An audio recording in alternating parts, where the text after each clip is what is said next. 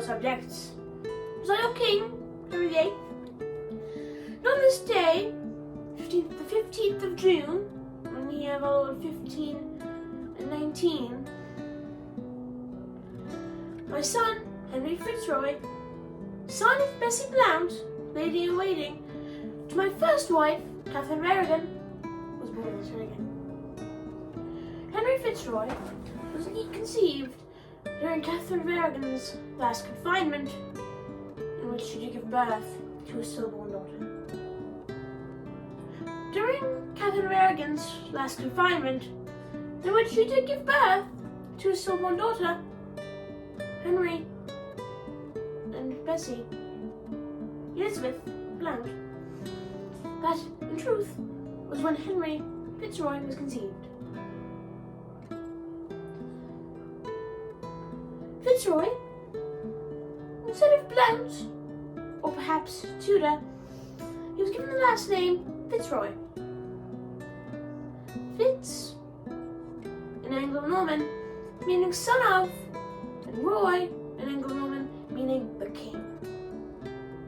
So effectively, Henry FitzRoy would mean Henry, son of the king. In truth, he was the only one of my legitimate children that I did publicly admit. Although I'm told that it is common knowledge that now I did have many illegitimate children.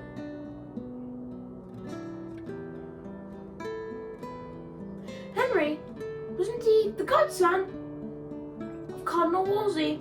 Yes, that Cardinal Thomas Wolsey. And his other godfather is unknown, but it is believed that perhaps it was the Duke of Norfolk.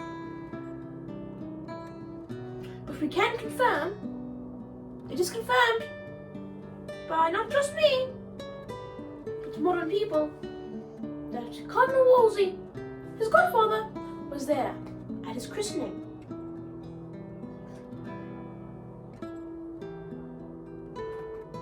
I did acknowledge Henry with great pride, for in truth, he was proof that I could produce a male heir, and that perhaps it was not mine, but my wife's fault for not being able to produce the heir I need, which in that time was quite a big problem.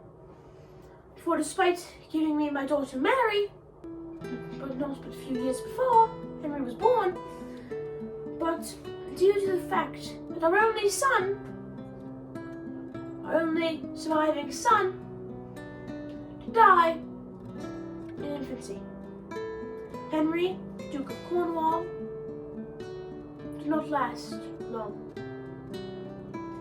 So having Henry FitzRoy, in truth, it was a sign to me from God that perhaps I was destined to have a son, which in truth would become, with reality, not but 2 wives later with Jane Seymour, who did give me Edward, proceeding to die not but 2 weeks after.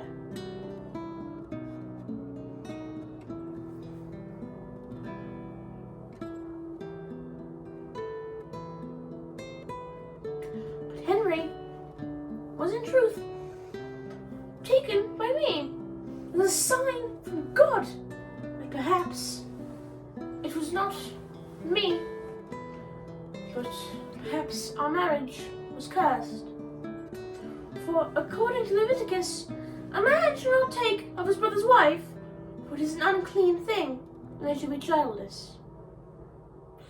Although me and Catherine did not have a son, we were not childless, for she did have the Lady Mary, who I believe you did see in yesterday's videos. But, unfortunately,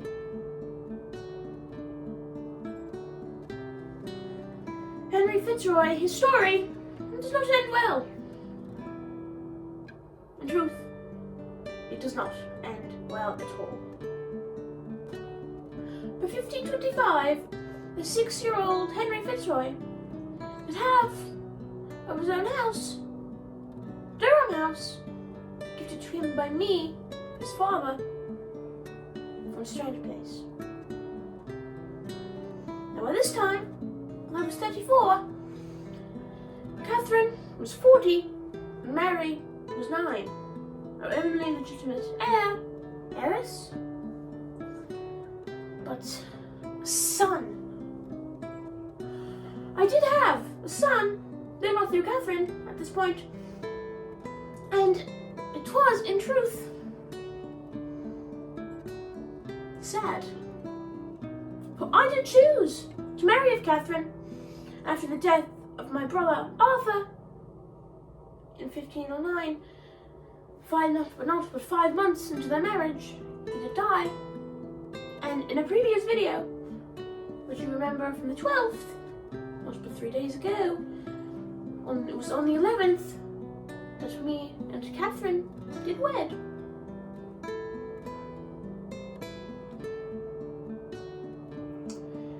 It was my choice, for it was not of the best ideas, yet I decided to follow my heart and marry her, without realizing what a mistake that would be.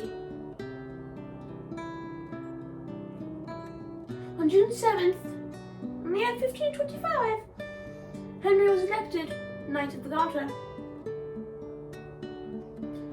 And on the 18th, he was made Earl of Nottingham. On the same day, he received the honourable of a double dukedom, those being of Richmond and Somerset.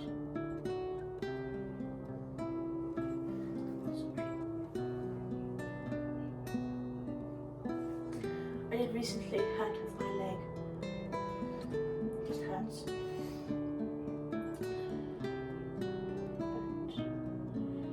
But anyway, as such, he was endowed with lands whose revenues amounted to £4,845 in the first year. The same year, Richmond, as he came to be known, was granted several other appointments, including Lord High Admiral of England, Lord President of the Council of the North, and Warden of the Marches towards Castle, and Governor.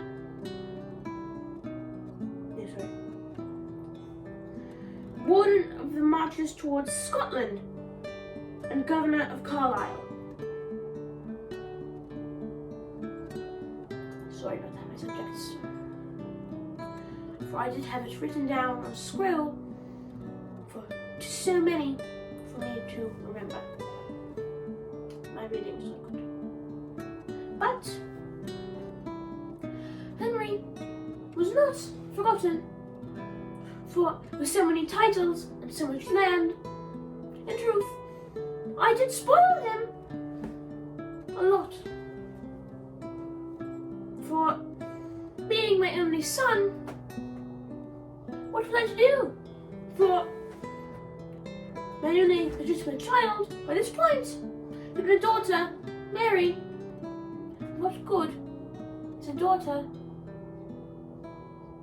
when you are the king of England? For last time, when it's out of my reign, last time a woman had tried to rule, in truth, it did lead to civil war, that being the Empress Matilda fighting with her cousin Stephen over the throne.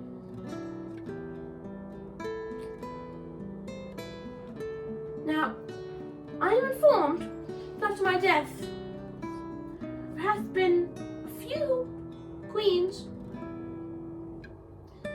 but after the death of my son Edward, he was followed by Lady Jane Grey, who I am told 9 days later was overthrown by my daughter Mary. When she died, placed Elizabeth on the throne. Now, after Elizabeth, Mary, Queen of Scots' son, to take over. But after his son's brother's daughter took over. Yes. So James II, I don't know what his name was, his daughter, Mary II, to take over with her husband, William of Orange. Although they were co-rulers, therefore she does count as a queen. Next was to be Queen Anne, who upon her death would end the Stuart era, which I'm told was the name of the era after the death of my daughter Elizabeth. Now, after Anne, I am told there was no queen until Victoria. After Victoria, many years later, Queen Elizabeth II did take over. So, as I believe, it proves I wasn't even wrong. For England did end up ruling under a queen and not falling, as I so thought. Now I informed my son Edward to die at the tender age of 15. But that is off topic. Because Henry, Duke of FitzRoy, Henry FitzRoy, Duke of Somerset and Richmond. I'm sorry, my subjects, I'm quite tired.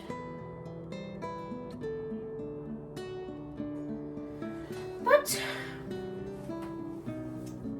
being my only surviving son, at a time I did not believe a woman was capable of ruling England, was it not fit to dote upon it?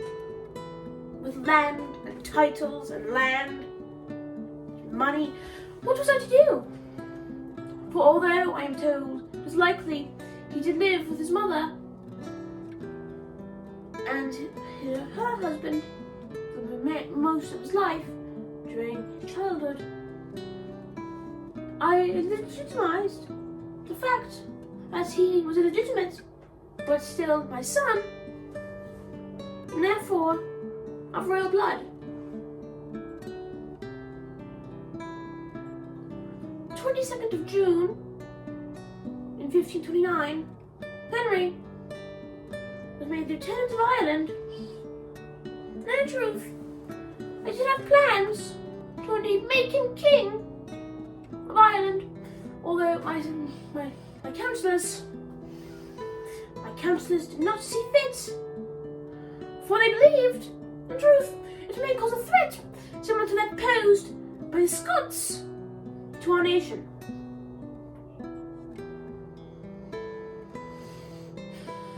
For they believed that having a king of Ireland who was not the same of that of the King of England was a threat to my throne.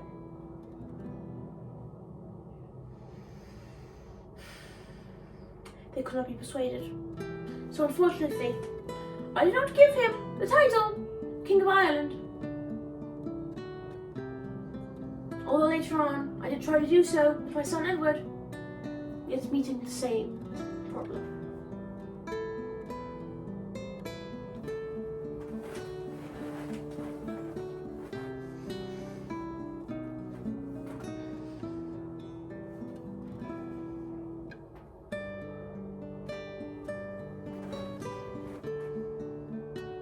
In October of 1532,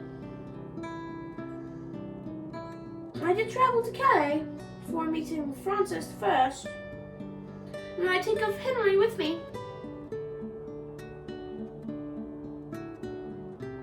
And he did stay until 1533, unlike I, who did return sooner. In that same year, 1533, I did try to get a divorce and an annulment of my wife, Catherine of Aragon. And though that did take time, I was still married to Lady Catherine of Aragon. I did in truth marry the Mistress Boleyn in secret.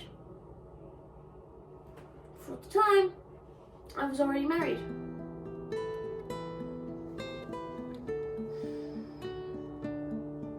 I did reform the church for Anne. I did demolish the monasteries for Anne. Yet she did betray me. And in truth, I did remain a lifelong Catholic. For the reforming of the church, in truth, was only to try and secure an heir, with my wife growing old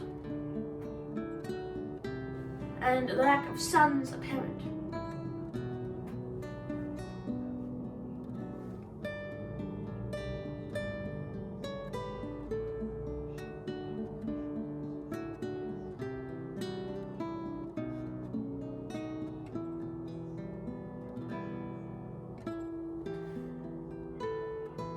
When I began the process of annulling the marriage to my wife, Catherine, it was proposed perhaps Henry would marry of his half-sister, Mary. Now, of course, even for a time, when marrying a cousin was suitable, in truth, this was still disgusting, creepy, weird, and just disturbing all around. For despite the idea of marrying a cousin to keep your marriages pure, marrying a sibling, half-sibling or not, is still gross and disturbing and disgusting. And all around, why would you think of that? Who proposed this idea? Because this is kind of weird.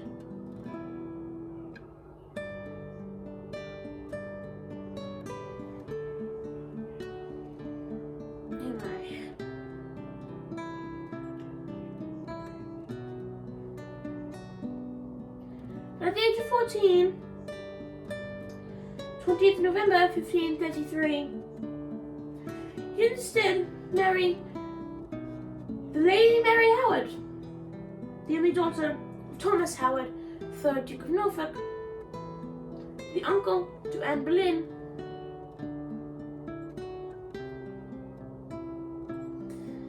and Catherine Howard. Now, of course, you do know Catherine Howard and Anne Boleyn, for they were, respectively, my second wife and my fifth, both of which beheaded, although Anne by sword, Catherine by block. I did spare Anne from the cruelty of the axe, but not Catherine. For she did lie to me, she did betray me,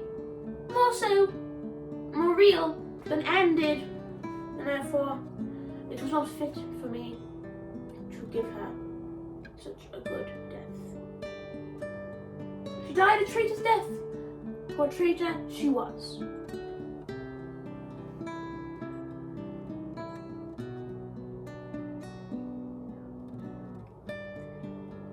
At the time of Henry FitzRoy's death, the act that I had done to place him as heir was going to Parliament. She's inherited Elizabeth and Mary, who's already out of the way, illegitimate.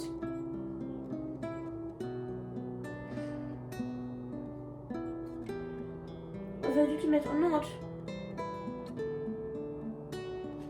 I did intend to have named my heir as my only son.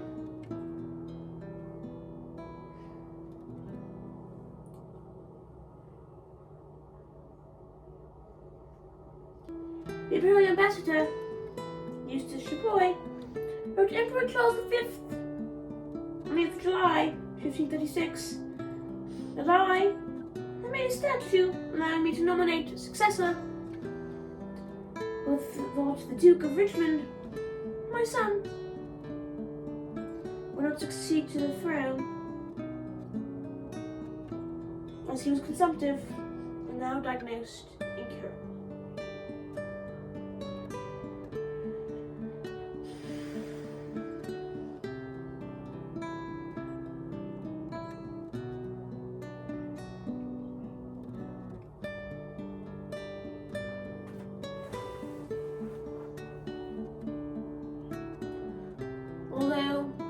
intend to claim him as my heir. In July 1536, at the age of 17, FitzRoy to die. And I am told he was very sick at the time. His death.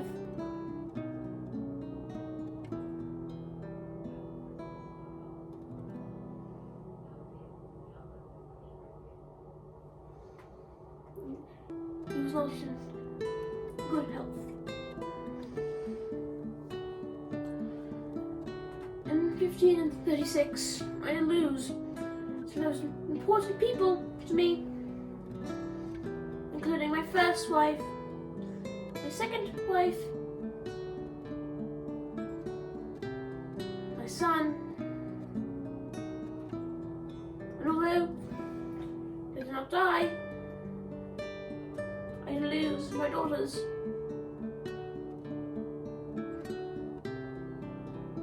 For declaring them illegitimate, our relationship was not good. It was not well. And although you may not have seen that side, most of what you see is the disdain, the hate, and the truth, which made me quite sad. My children are not happy with me.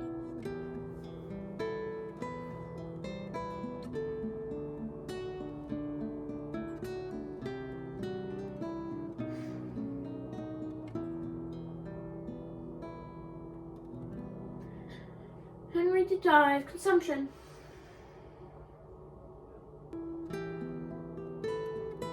At St. James Palace on the 23rd of July, 1536.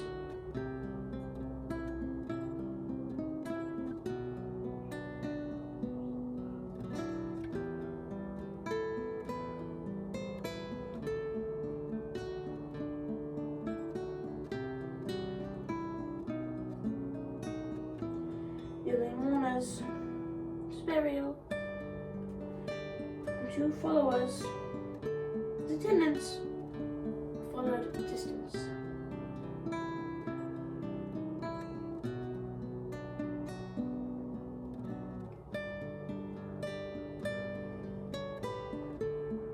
His wife would go on to live until 1557. She to die in the same year as Anna of Cleves, my 4th wife, who had a divorce.